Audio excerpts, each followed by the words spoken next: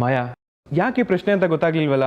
ಮಾವ, ಕ್ಷಮಿಸೋ ಗುಣ ನಿಮ್ಮಲ್ಲಿದೆ ಅಂದಮೇಲೆ ನೀವು ಯಾಕೆ ಮಾವ ಬೆಳ್ಳಿನ ಕ್ಷಮಿಸ್ತಿಲ್ಲ?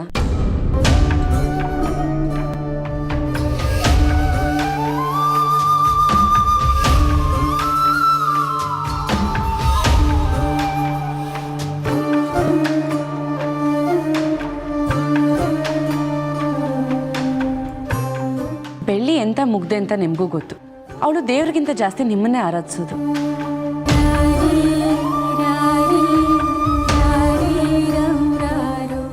ನಿಮಗೂ ಅವಳು ಯಾವುದೇ ವಿಚಾರದಲ್ಲೂ ತಪ್ಪು ಮಾಡಿಲ್ಲ ಅನ್ಸಿದ್ಮೇಲೆ ನೀವು ಬೆಳ್ಳಿನ ಕ್ಷಮಿಸ್ಬೋದಲ್ವ ಮಾವ?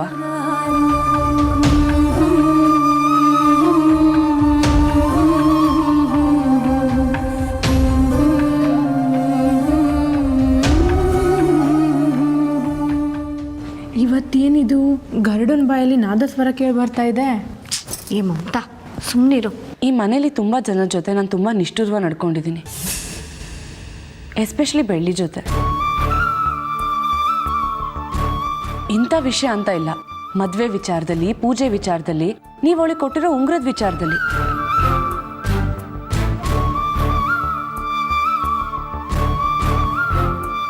ನಾನು ತುಂಬ ಕೆಟ್ಟದಾಗಿ ನಡ್ಕೊಂಡಿದ್ದೀನಿ ಮಾವ.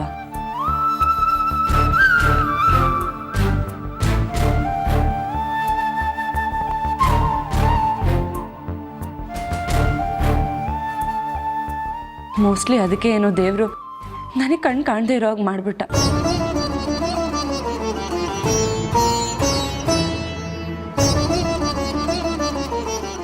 ಮಾಯಾ, ಯಾಕೆ ಹಾಗೆಲ್ಲ ಯೋಚನೆ ಮಾಡ್ತಿದ್ಯಾ? ಕಣ್ಣು ಕಿಡಿ ಹಾರಿ ಆಗಿದೆ ಅಷ್ಟೇ, ಮತ್ತೆ ಕಣ್ಣು ಬರುತ್ತೆ ಅಂತ ಡಾಕ್ಟರ್ ಹೇಳಿದಾರಲ್ಲ.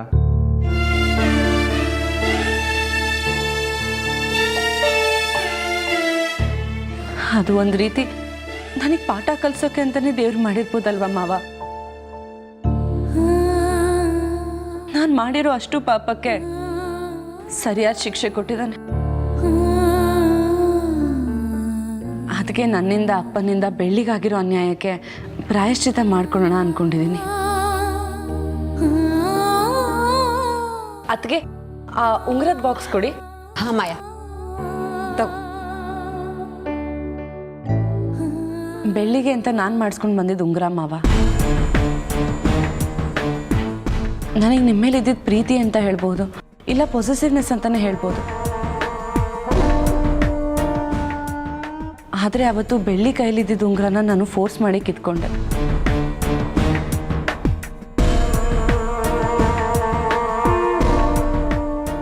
ಪಾಪ ಬೆಳ್ಳಿ ಅವತ್ತು ನನ್ನಿಂದ ಎಷ್ಟು ಹತ್ತಿರ್ತಾಳೆ ಅಂತ ನೆನೆಸ್ಕೊಂಡ್ರೆ ಮನ್ಸಿಗೆ ತುಂಬ ನೋವಾಗುತ್ತೆ ಮಾವ.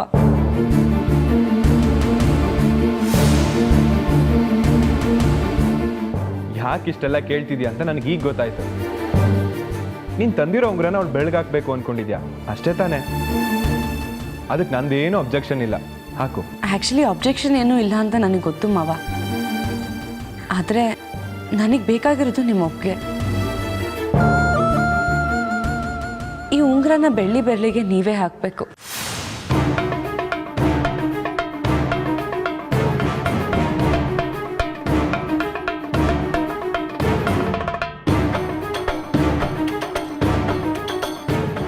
ಹಾಕ್ತೀರಾ ಮಾವ?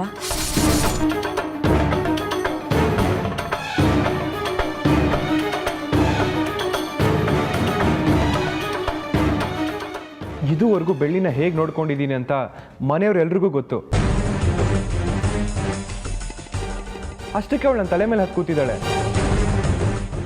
ನೀನು ಹೇಳ್ದೆ ಅಂತ ಏನಾದರೂ ಉಂಗುರ ತೋರಿಸಿದ್ರೆ ಅಷ್ಟೇ ಕತೆ. ಮಾವ ಏನು ಹೇಳಿದ್ರು ಕೇಳ್ತಾರೆ ಅಂತ ಅವಳ ಮನಸ್ಸಲ್ಲಿ ಬೇರೆಯವ್ರು ಬಿಡುತ್ತೆ. ಮುಂದೆ ಇದೇ ರೀತಿ ಹಠ ಮಾಡ್ತಾಳೆ. ತಾನು ಹೇಳಿದ ವಿಚಾರ ನಡೆಯುತ್ತೆ ಅಂದರೆ ಯಾವ ಮನುಷ್ಯನೂ ಬದಲಾಗೋದಿಲ್ಲ. ಮದುವೆ ವಿಚಾರದಲ್ಲಿ ಇದೇ ರೀತಿ ಹಠ ಮಾಡಿದ್ರೆ ಅವಳು ಮದುವೆ ಮಾಡೋಕ್ಕಾಗಲ್ಲ. ಅದು ಬಿಡು ಮಾಯಾ, ಅವತ್ತು ಚಿಕ್ಕಮ್ಮನ ವಿರುದ್ಧ ಮಾತಾಡಿದ ಪ್ರತಿಯೊಂದು ಮಾತು ನನ್ನ ಮನಸ್ಸಲ್ಲಿ ಇನ್ನೂ ಹಾಗೇ ಇದೆ. ಅದನ್ನ ಚಿಕ್ಕಮ್ಮ ಮರ್ತಿರ್ಬೋದು, ನಾನು ಮರ್ತಿಲ್ಲ.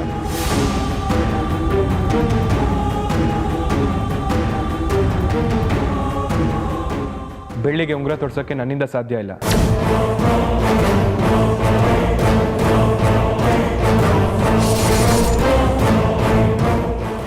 ಎಲ್ಲ ಅರ್ಥ ಆಗುತ್ತೆ ಮಾವ. ಆದರೆ ಈ ಉಂಗುರ ತೊಡಿಸೋ ವಿಚಾರನ ನಾನು ಪರಿಹಾರದ ಥರ ನೋಡ್ತಿದ್ದೀನಿ, ದೇವ್ರಿಗೆ ಒಪ್ಸೋ ಕಾಣಿಕೆ ಥರ ನೋಡ್ತಿದ್ದೀನಿ. ನನಗೆ ದೃಷ್ಟಿ ಬರುತ್ತೆ ಅಂದರೆ ನೀವು ನನಗೋಸ್ಕರ ಇಷ್ಟು ಮಾಡಲ್ವಾ ಮಾವ? ಅಯ್ಯೋ ಇದೇನಿದು, ಇದ್ದಕ್ಕಿದ್ದಾಗ ಇಷ್ಟೊಂದು ಮಿತ್ತು ಮಾತಾಡ್ತಾ ಇದ್ದಾರೆ, ನೀನೇ ಕೇಳಿಸ್ತಾ ಇದೆಯಾ? ಏನು ಮಮತಾ, ನಿಂಗೆ ಅಷ್ಟು ಗೊತ್ತಾಗಲ್ವಾ? ಮುತ್ತು ಮಾವಂಗೆ ನನಗೆ ಉಂಗುರ ಹಾಕಕ್ಕೆ ಇಷ್ಟ ಇಲ್ಲ, ಅದಕ್ಕೆ ಮೆತ್ತಗೆ ಮಾತಾಡ್ತಿದ್ದಾರೆ. ಈ ಪರಿಹಾರ ಕಾಣಿಕೆ ಒಪ್ಸೋದ್ನೆಲ್ಲ ನೀನು ಮಾಡಲ್ವಲ್ಲ ಮಾಯಾ? ದೇವರು ನಮ್ಮ ದಡ್ತನ ಮೀರಿದಾಗ ಈ ರೀತಿ ಎಲ್ಲ ಬುದ್ಧಿ ಹೇಳೋಕೆ ನೋಡ್ತಾನೆ ಮಾವ. ಆಗ ಅವ್ನ ನಡೆನ ಅರ್ಥ ಮಾಡಿಕೊಂಡು ನಾವು ಸರಿಯಾದ ದಾರಿಲಿ ನಡಿಬೇಕು. ಅದಕ್ಕೆ ನಿಮ್ಮ ಕೈಯಲ್ಲಿ ಬೆಳ್ಳಿಗೆ ಉಂಗುರ ಹಾಕಿಸಿ ಅವಳಿಗೆ ಮಾಡಿರೋ ಗಾಯಕ್ಕೆ ಈ ರೀತಿ ಔಷಧಿ ಹಚ್ಚಿ ವಾಸಿ ಮಾಡೋಣ ಅಂದ್ಕೊಂಡಿದ್ದೀನಿ. ಈ ರೀತಿ ಮಾಡಿದ್ರೆ ನನ್ನ ಆಪರೇಷನ್ ಚೆನ್ನಾಗಾಗಿ ನನ್ನ ಕಣ್ಣಿನ ದೃಷ್ಟಿ ಮತ್ತೆ ವಾಪಸ್ ಬರುತ್ತೆ ಅನ್ನೋ ಒಂದು ಚಿಕ್ಕ ನಂಬಿಕೆ ಮಾವ. ನೀವಿದಕ್ಕೆ ಒಪ್ಕೊಳ್ಳೋದೇ ಇಲ್ಲ ಅಂದರೆ ಬೇಡ ಬಿಡಿ.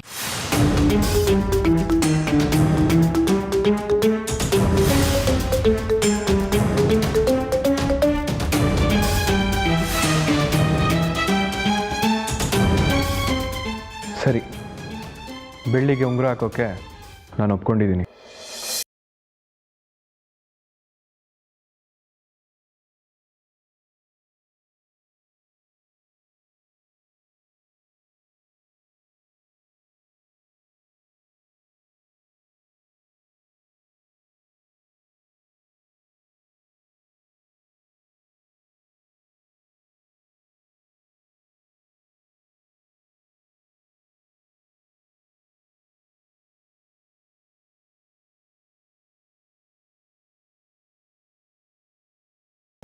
ಬೆಳ್ಳಿ ಎಲ್ಲಿದ್ಯಾ?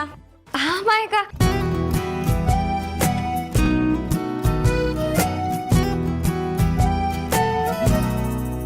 ಶುರು ಶುರು ಈ ಪ್ರೀತಿಯು ಥರ ಥರ ಬಜಿತಿಯು ಕ್ಷಣ ಕ್ಷಣ ಕುತೂಹಲ ನಿನ್ನಿಂದಲೇ ರೀತಿಯು ಒಂಟಿಯಾಗಿ ಕೂತು ನ ಹಾಡು ಹಾಡಬೇಕು ನಿತ್ಯ ಕಣ್ಣಿನಲ್ಲಿ. ನಮಸ್ತೆ ಮುತ್ತು ಸರ್. ನಮಸ್ತೆ. ಏನೋ ಬೆಳಬೆಳಗ್ಗೆನೆಲ್ಲ ಮೀಟಿಂಗ್ ಹಾಕೊಂಡ್ಬಿಟ್ಟಿದ್ದೀರಾ? ಸುಮ್ಮನೆ ಹಾಗೆ ಸರ್, ಮಾತುಕತೆ.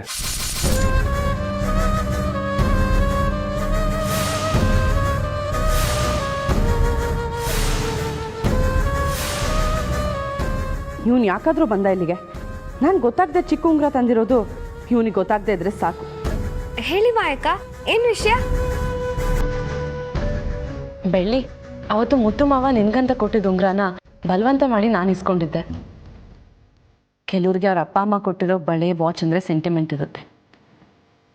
ಇನ್ನು ಕೆಲವ್ರಿಗೆ ಅವ್ರ ಗಂಡ ಅಥವಾ ಹೆಂಡತಿ ಕೊಟ್ಟಿರೋ ಡ್ರೆಸ್ ಕಂಡ್ರೆ ಸೆಂಟಿಮೆಂಟ್ ಇರುತ್ತೆ.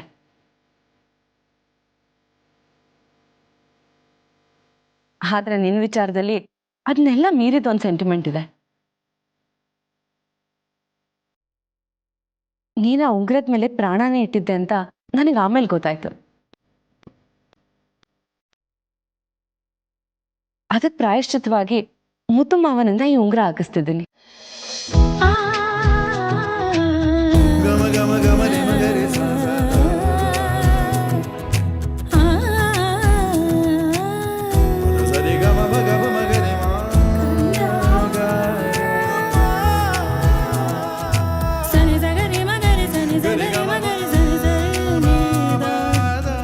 ಹೇಳ್ಕೊಟ್ಟಿದ್ದನ್ನ ಹೇಳೋಕೆ ಇಷ್ಟೆಲ್ಲ ಪೀಠ್ಕೆ.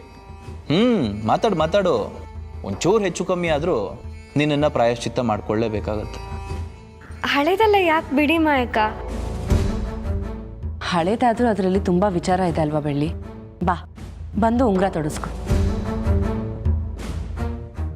ಅರೆ, ಮಾಯಾ ಮೇಡಮ್ ಹೇಳ್ತಿದಾರಂದ್ಮೇಲೂ ಅಲ್ಲೇ ನಿಂತ್ಕೊಂಡಿದ್ದೀರಲ್ಲ, ಬನ್ನಿ.